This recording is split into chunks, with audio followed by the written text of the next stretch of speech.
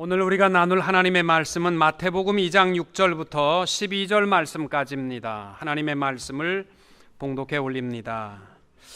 또 유대 땅 베들레헴아, 너는 유대 고을 중에서 가장 작지 아니하도다. 내게서 한 다스리는 자가 나와서 내 백성 이스라엘의 목자가 되리라 하였음이니이다. 이에 헤롯이 가만히 박사들을 불러 별이 나타난 때를 자세히 묻고 베들레헴으로 보내며 이르되, 가서 아기에 대하여 자세히 알아보고 찾거든 내게 고하여 나도 가서 그에게 경배하게 하라. 박사들이 왕의 말을 듣고 갈새 동방에서 보던 그 별이 문득 앞서 인도하여 가다가 아기 있는 곳 위에 머물러 서 있는지라. 그들이 별을 보고 매우 크게 기뻐하더라. 집에 들어가 아기와 그의 어머니 마리아가 함께 있는 것을 보고 엎드려 아기께 경배하고 보배압을 열어 황금과 유향과 모략을 예물로 드리니라. 그들은 꿈에 헤롯에게로 돌아가지 말라 지시하심을 받아 다른 길로 고국에 돌아가니라. 아멘. 2015년 성탄절을 맞이하여 하나님의 크신 은혜와 평강과 임마누엘의 축복이 성도님들과 온 가정 위에 충만하시기를 축원합니다. 2000년 전에 이 땅 위에 오신 예수님은 하나님의 우리를 향하신 사랑이 구체적으로 실현된 날인 줄로 믿습니다. 하나님의 사랑, 우리를 향한 사랑이 지식이나 상식이 되지 말고 우리의 삶의 구체적인 사랑임을 깨닫게 되시기를 원합니다. 매년 미네소타 주의 윌마라는 작은 도시는 성탄절의 의미가 다르다라고 말합니다. 그들은 항상 모이면 12월 달은 엔젤 오브 크리스마스에 대해서 이야기를 나눕니다. 처음에 그 사람을 보았을 때에는 결혼식을 앞둔 신랑인 줄 알았답니다. 흰 옷을 입고 흰 장갑을 끼고 흰 모자에 선글라스를 쓴 사람이 흰색 리무진을 타고 나타납니다. 백화점에 나타나면 식구들을 선물하기 위해서 잔뜩 옷을 사게 되면 그 돈을 대신 지불하고 사라집니다. 또 식품점에 한 술의 식료품을 사서 식구들과 함께 나누려고 할 때에 그가 문득 모든 식료품 값을 대신 내고 사라집니다. 식당에서 밥을 먹고 있을 때에는 갑자기 나타나서 모든 식사비를 다 지불하고 어디론가 사라집니다. 사람들이 하도 궁금해서 그 하얀 옷을 입은 신사를 붙잡아서 왜 이러십니까? 라고 물었습니다. 그가 한 말은 딱 하나입니다. 그냥 나누고 싶어서입니다. 크리스마스의 의미를 나누고 싶습니다. 이게요, 이론적으로 크리스마스를 이해하고 그저 막연한 꿈속의 산타 할아버지의 선물이라고 생각하고 우리가 몰래 속이고 주고받고 이 정도의 생각을 갖는 사람들인과 실제적으로 그를 만난 다음의 삶이 전혀 다르게 바뀐답니다. 한 여인이 그에게 뜻밖의 선물을 받고 난 다음에 크리스마스의 의미가 바뀌었답니다. 내 가정과 또 나를 사랑하고 내게 은혜를 베풀어 준 사람만 기억하고 선물을 준비하고 이렇게 크리스마스를 보내왔는데, 이제는 내가 알지 못하는 사람들, 동네에 나이 많은 어른들, 양로원의 할아버지 할머니들, 또 이웃 중에서 어렵게 살아가는 사람들을 위해서 이름도 모르고 누구인지 모르지만 선물을 마련하게 되었다라는 것입니다. 여러분, 오늘이 그렇습니다. 우리가 성탄절을 준비하면서 이론이나 논리로만 이해를 하시면 성탄절을 추상적으로만 기뻐할 것입니다. 그러나 이것이 구체적인 하나님의 사랑의 표현인 것을 기억하시면 우리 성탄절을 맞이하며 우리들도 구체적인 사랑을 하나님 앞에 힘입은 자들로서 실천적인 사랑을 이룰 수 있게 되시기를 주님의 이름으로 축원합니다. 오늘 우리가 봉독한 말씀에 보면은 성탄절에 있었던 일입니다. 성탄절을 맞이하는 동방의 박사들과 유대 땅의 당시의 왕이었던 헤롯 대왕을 서로 비교하며 성탄절을 말씀하고 있습니다.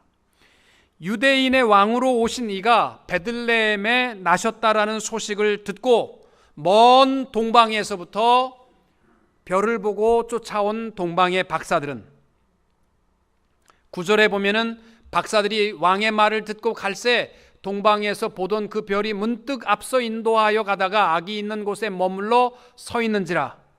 그들은 들어가 어머니와 아기 예수가 있는 것을 보고 황금과 유향과 모략을 예물로 드렸습니다. 이 인물과는 대조적인 인물이 헤로드 왕입니다. 그는 유대인의 왕으로 오신 이가 예루살렘에 나왔다라는 소식이 충격이었습니다. 유대인의 왕은 자기 하나밖에 없는데 어떻게 유대인의 왕이 태어났느냐? 그때 헤로드 왕의 나이가 약 70세 이상이었는데 지금까지 반란이나 정변에 대해서 두려워서 자기 아내도 죽였고 두 아들도 죽인 왕입니다.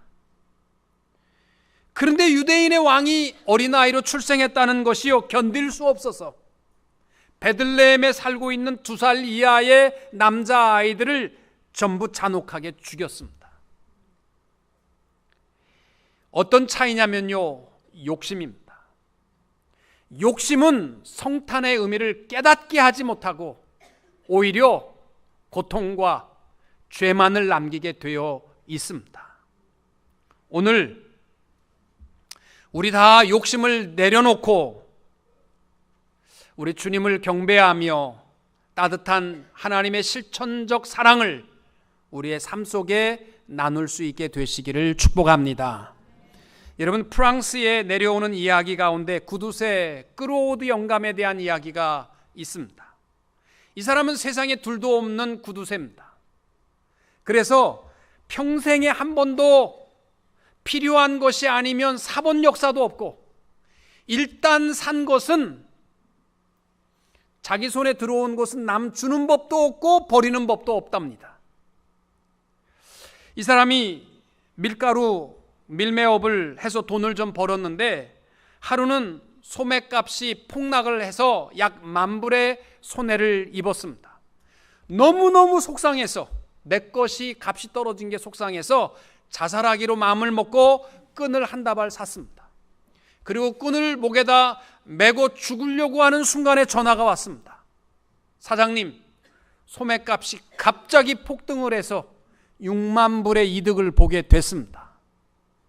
이 소식을 들은 크로드 영감은 행복한 웃음을 지으며 자살을 했습니다. 왜냐하면 자기가 산 끈을 버리기는 아깝고 남 주기도 아깝고, 그래서 그 끈을 사용하기로 작정했기 때문이었답니다. 사랑하는 성도 여러분,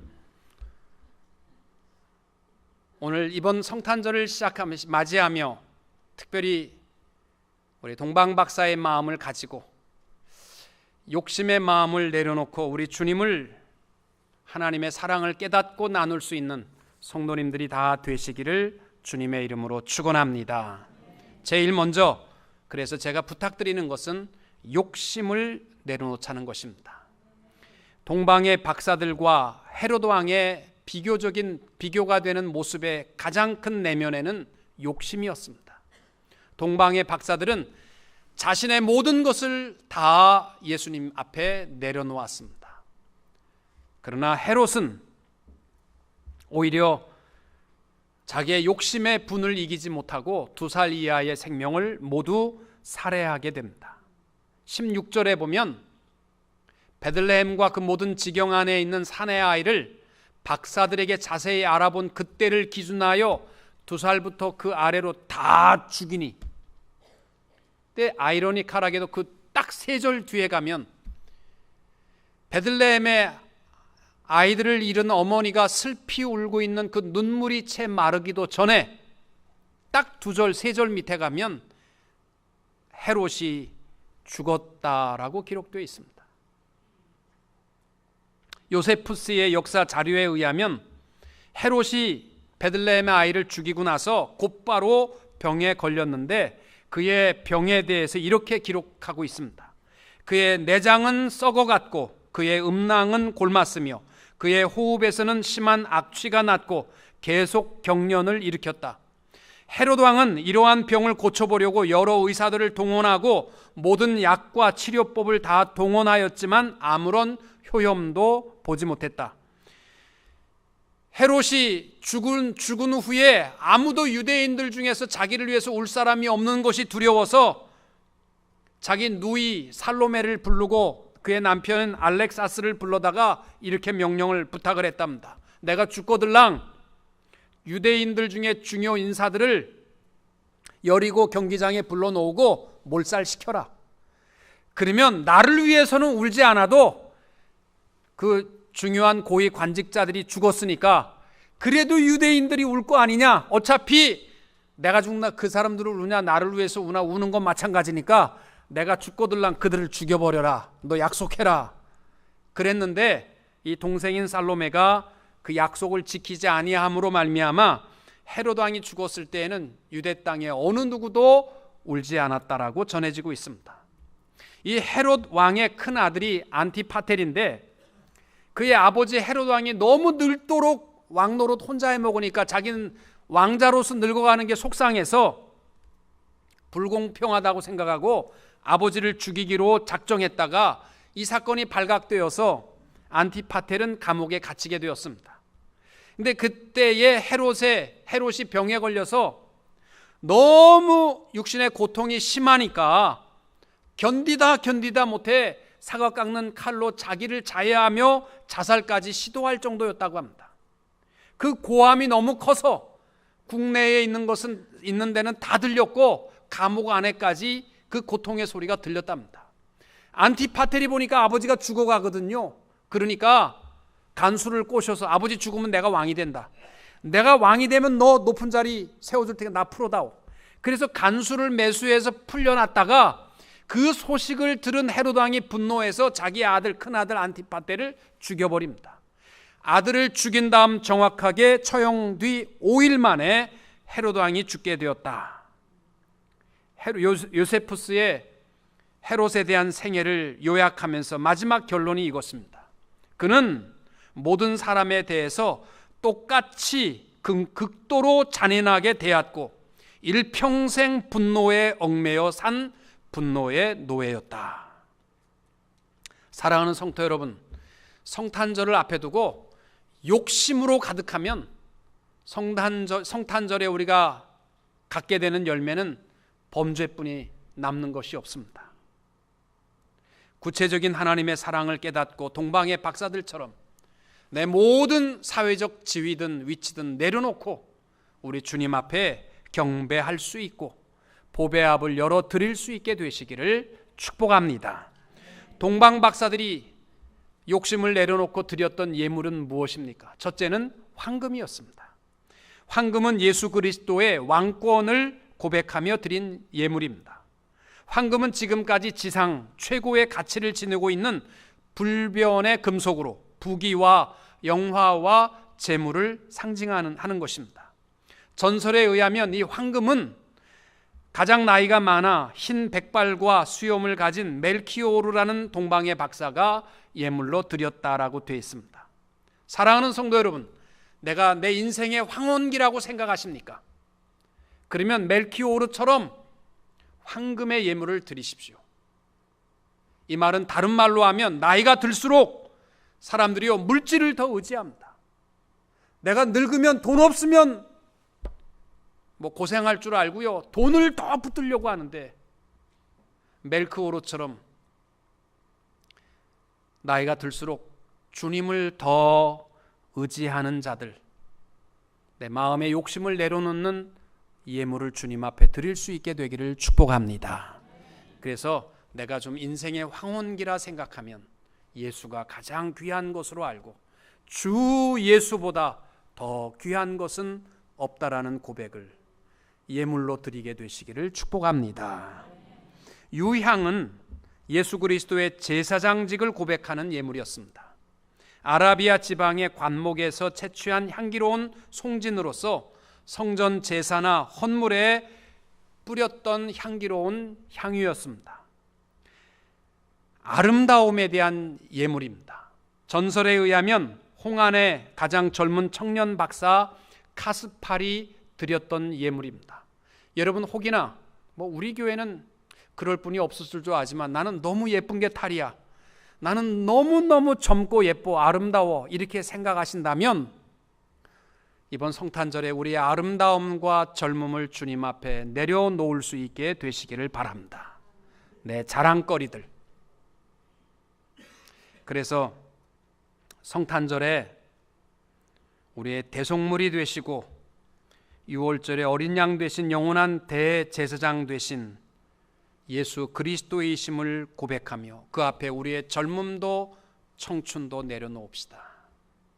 우리 교회에서요, 내년 1월 10일부터 젊은이 예배를 시작합니다. 여러분 주부에 들어가 있는데 여러분 자녀들 가운데서 우리 젊은 사람들은 또 예배를 젊은 사람들 찬양에 맞춰서 드리기 원해서 1월 10일부터 우리 교회에서 드리는데 우리 아이들이 젊음을 하나님 앞에 드리는 그러한 예물이 이번 성탄절에 주님 앞에 드려지기를 바랍니다.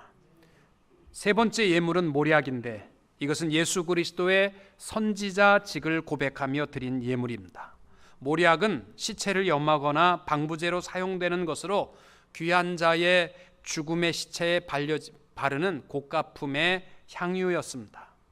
이 모략이 의미하는 것은 주님만이 내 영원한 생명이시며 길이시며 진리이심을 고백하는 것입니다. 여러분, 내가 내 인생의 중년기, 이 모략의 예물은 검은 얼굴에 많은 수염을 가진 중년의 발더자르 박사가 드린 예물이라고 합니다.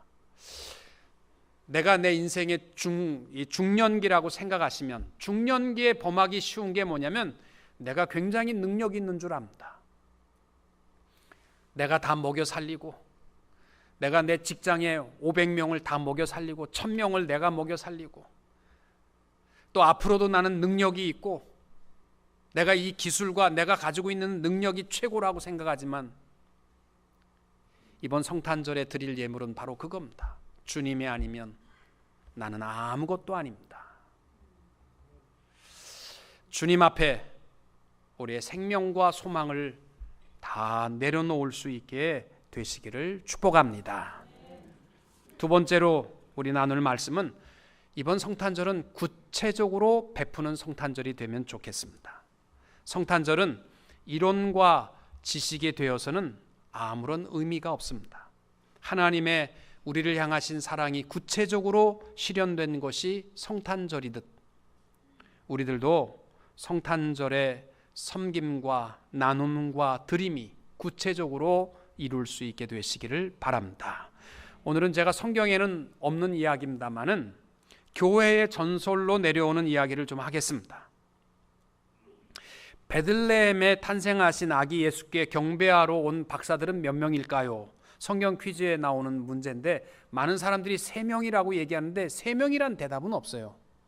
황금과 유향과 모략을 드렸기 때문에 3명이다. 그래서 가스팔, 멜키오르, 발더자르 박사다. 그렇게 전설에 이야기합니다. 근데 사실은요, 주님 앞에 나왔던 박사는 4명이었답니다. 마지막 4번째 박사가 알타반이라는 박사였대요. 집에 가서 인터넷 한번 찾아보시면 나올 거예요. 이 알타반 박사는 조금 늦게 출발했답니다.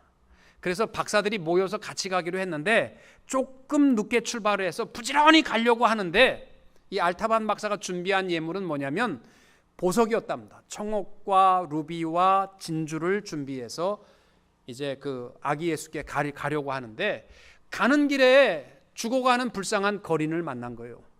이걸 놓고 가자니 발이 안 떨어지고 늦게 가면은 새 박사가 베들레헴으로 먼저 출발할 것 같고 그래서 고민하다가 할 수 없어서 돌아봐서 그 거린을 돌보아주고 자기의 약을 주고 상처를 돌보아주고 먹을 것을 주고 출발해서 갔더니 이미 3명의 박사가 떠났습니다. 혼자 그 모든 사막을 헤매고 모래바람을 헤치며 베들레헴에 도착을 혼자 했는데 3명의 박사는 이미 경배를 마치고 돌아갔고 아기 예수님도 헤롯 왕을 피하여 애굽으로 피신한 이후였답니다.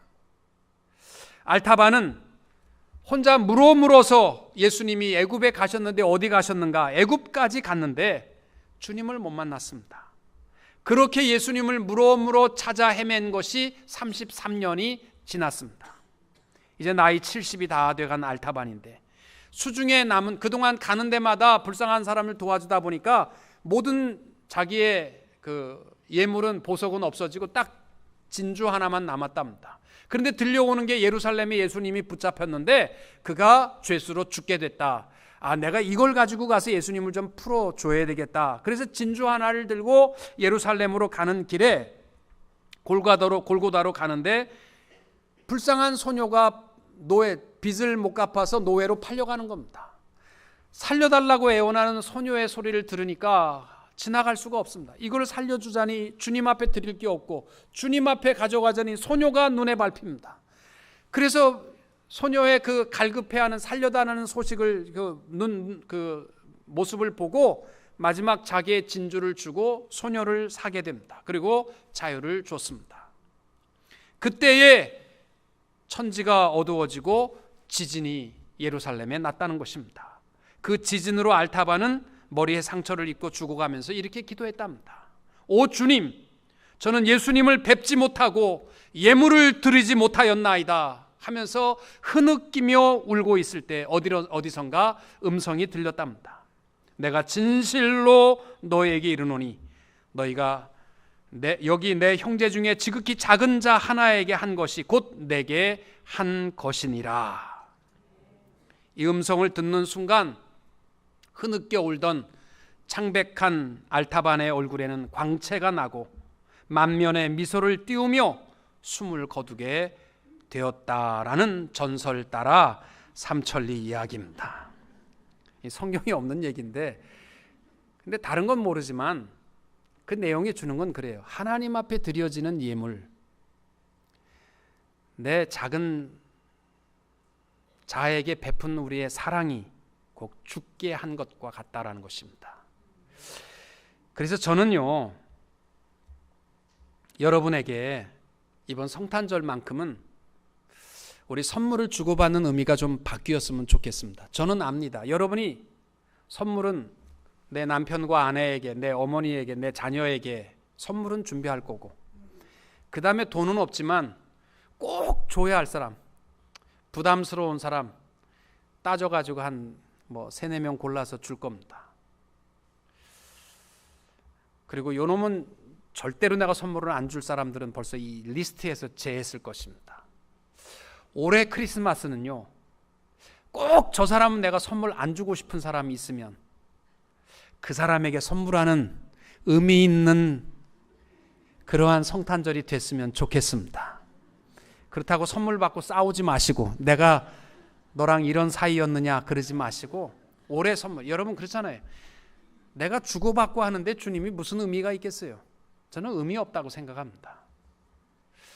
주님이 받으실 만한 예물은요, 돌아올 것이 없는, 또 정말 주고 싶지 않은데, 저 사람은 괘씸한데 다른 사람은 다 못 줘도 정말 뜻깊은 선물을 할 때 우리 주님께서 받으시는 예물이 될 것이고, 또 우리에게 아름다운 평화가 선포되어지는 선물이 될 줄로 믿습니다. 그래서 이번 성탄절에는요, 이 자식이 나는 100불짜리 줬는데 너는 50불짜리 줘, 이런 생각을 버리시고 꼭 받을 만한 사람, 나한테 선물을 절대로 안 할 것 같은 사람에게 좀 작은 사랑을 먼저 베풀 수 있기를 바랍니다. 이 골드 스미스라는 의사에 대한 이야기입니다. 외과 의사인데 그는 크리스찬이었습니다. 한 조그만 마을에서 치료를 하고 있었는데 초라한 행색의 부인이 급하게 집에 왕진을 좀 부탁을 했습니다. 의사가 집에를 가보니까 다 쓰러져가는 집인데 뼈만 앙상하게 남아 침대에 누워있는 그녀의 남편을 진료했습니다. 부인이 묻습니다. 죽을 병입니까? 무슨 병입니까? 암입니까? 걱정 마십시오. 약 먹으면 낫는 병입니다. 그런데 내가 약을 못 갖고 왔습니다. 내일 부인 병원에 와서 꼭 약을 받아가시면 먹으면 낫습니다. 부인이 그 다음날 병원에 갔는데 병원을 못 들어오는 거예요. 돈이 없으니까. 밖에 서서 망설이는데 의사가 들어오라고 합니다. 선생님, 내가 약을 받아가야 되는데 돈이 없습니다. 괜찮습니다. 들어오세요. 우리 병원은 가난한 사람한테는 돈 안 받습니다. 그리고 여기 약이 있는데 약에 대한 처방전은 안에다가 다 넣었으니까 이대로 쓰시면 남편이 일어납니다. 그리고 나중에 부자가 되거든 그때 갚으십시오. 그래서 너무 고마워서 약을 받아서 집에 와서 열어보니까 약이 아니고 돈이었습니다. 그리고 처방전에는 이렇게 쓰여 있었습니다. 환자의 병은 영양실조입니다. 이 돈으로 영양 있는 음식을 사서 먹도록 하세요. 주님의 사랑과 평강이 함께 하시기를 기도합니다. 그러면요, 무슨 더 이상 전도할 게 뭐 있겠어? 그러면 다 된 거예요. 여러분, 이 성탄절에 하나님이 기뻐하실 만한 예물, 주님이 받으실 만한 예물은 뭐겠는가? 이겁니다. 아름다운 사랑을 돌아올 것이 없는 자에게 베풀 수 있는, 구체적으로 베풀 수 있는 성도님들이 되시기를 축원합니다. 마지막으로 부탁하는 것은 우리 장애물을 극복한 경배자가 됩시다. 마태복음에만 동방박사의 기록이 나와 있습니다. 마태복음은 유대인을 위한 복음서입니다. 왜 이것이 기록되어 있냐면 그 당시에 하나님을 가장 잘 섬긴다는 사람들, 또 메시아에 대해서, 오실 메시아에 대한 성경을 가장 많이 알고 있는 유대인들은 아무것도 오실 메시아에 대해서 준비도 못했고 경배도 못했습니다. 그들은 성경적 지식은 충만했습니다. 미가서 5장 2절 말씀을 통해서 베들레헴에 예수님이 올 것을 알고 있었습니다. 근데 그들의 지식은 언제 써먹냐면 나중에 나사렛에 예수가 왔다고 하니까 말도 안 되는 소리 하지 마라. 나사렛에는 선한 것이 날 일이 없다. 정죄하고 비난하는 곳에만 지식을 쓰게 됩니다. 동방의 박사들은 알고 있는 게 없어요.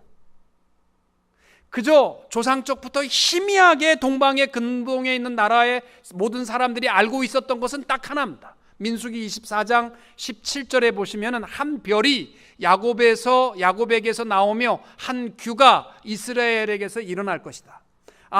앞으로 메시아가 이스라엘 땅에 뭔가 오겠다, 이러한 막연한 소리만 듣고 있었지 구체적으로 베들레헴에 올 것도 몰랐어요. 이 사람들이 어떻게 알았냐면 거의 다 와서 이 헤로드 왕을 만나서 비로소 서기관들을 물어봐서 메시아가 어디에 오느냐, 베들레헴에 온단다, 그거 전하는 얘기 들은 게 답니다. 성경에 대해서 우리가 똑같아요. 무슨 제자화 훈련 다 마치고 알파 코스, 무슨 오메가 코스, 두 날개, 무슨 뭐 별거 다 성경 공부 다 해도 맞이할 준비 하나도 안 하면 아무 쉥이 없는 겁니다. 그거는요. 지식은 없어도 인도하는 별의 인도하심을 받고 찾아온 동방의 박사들은 아는 것은 없어도 오신 메시아를 만날 수 있었던 것입니다. 우리들도 마찬가지예요. 쓸데없는 것 때문에 원수 맺고 다투고, 우리 교회에 옛날에 어떤 목사님이, 부흥사 목사님이 오셔서 부흥회 하는데 나는 너무 말씀이 좋더만 그분이 반지를 좀 큰 거 꼈어. 번쩍번쩍한 거 끼고, 시계도 뭐 완전히 금으로 된 거 머정머정한 거 끼고, 넥타이도 너무 야한 거 맸어. 그랬더니 교인들이요, 그게 눈에 가시가 돼가지고 아무것도 은혜를 못 받았다고. 옛날에 어떤 분은 우리 교회 오셨는데 신학교 교수님이신데 수염을 염소 수염처럼 여기만 이렇게 길렀어요. 이렇게. 그것 때문에 은혜를 못 받아가지고 다들, 나는 말씀이 너무 좋더만 요거 하나 때문에 그 쉐미 그게 뭡니까? 뭐 그래 하면서 전부 얘기가 그 얘기밖에 안 해. 여러분, 혼자 생명의 길을 가는 것은 어렵습니다.